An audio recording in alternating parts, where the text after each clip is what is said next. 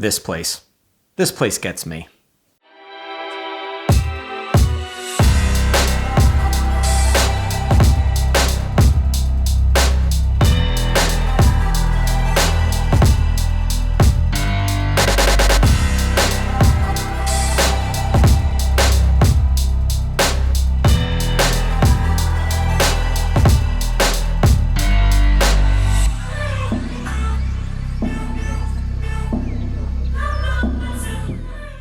Kamakura is on the south side of the Tokyo metro area, just an hour away from Tokyo Station on the Koutoku line, making it an easy day trip.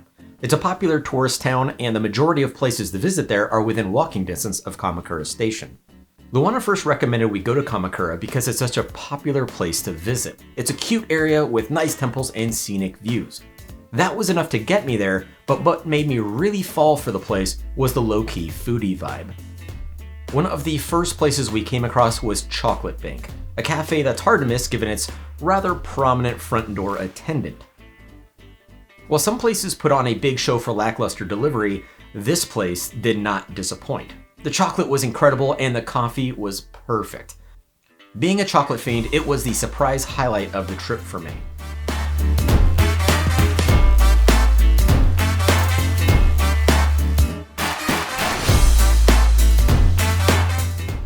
Later in the morning, we came across an open area with some food carts and tables with a Hawaiian theme and fruity booze concoctions being served.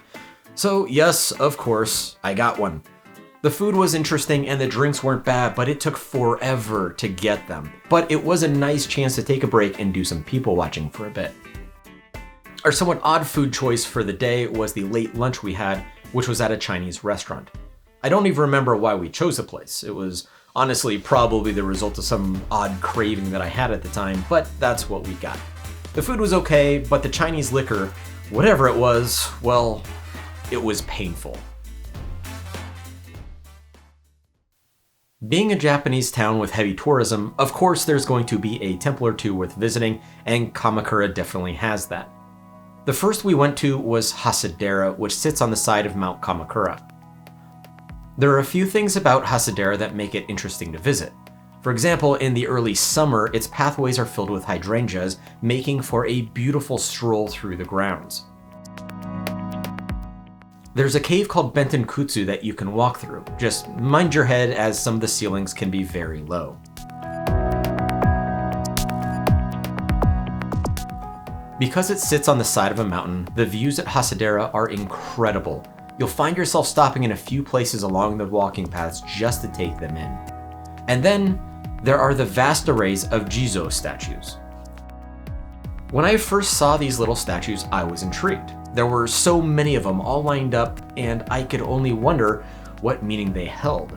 I think had I actually taken a few minutes to figure out what that meaning was, I would have had a somewhat different take on them.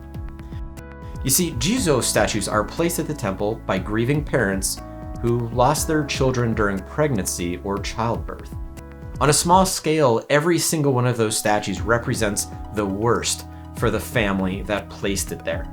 And taking them all in together, it's a scary picture of loss and lost potential, especially in a country like Japan that has struggled with declining birth rates for as long as it has. But don't let this turn you away from visiting Hase-dera. As with any temple, shrine, or grave, these mementos are there to honor the past and keep their memories alive. Avoiding them would cause them to fade away and be lost forever, which defeats the entire purpose to begin with. So visit the temple, take it all in, and look out across these stunning vistas while holding dear the loss you may have had, or being thankful that you haven't had to experience it for yourself.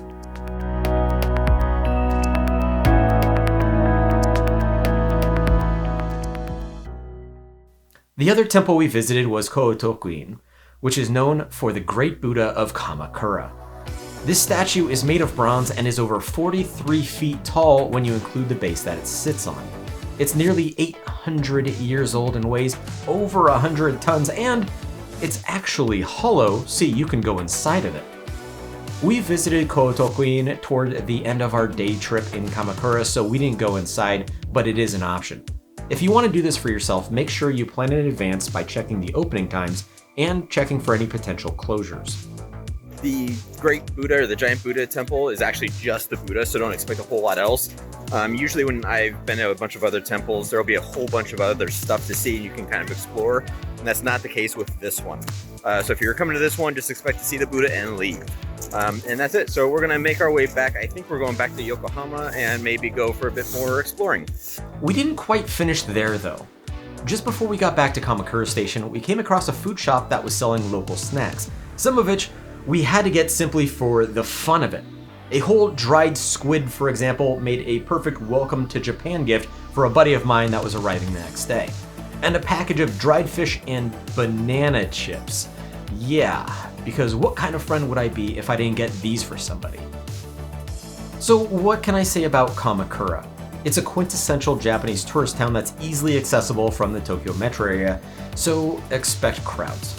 We went during the winter, which I'm sure helped limit the number of people that were there, especially compared to the early summer when the flowers are blooming. But regardless of when you visit, it's worth doing so. The whole area is walkable and there are plenty of tourist maps readily available, so you don't have to worry about transportation or getting lost. All you have to do is get to Kamakura Station and you're all set.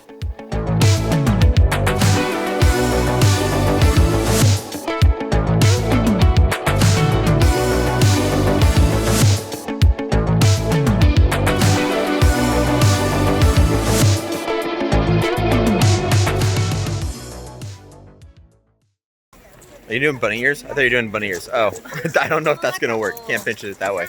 Okay.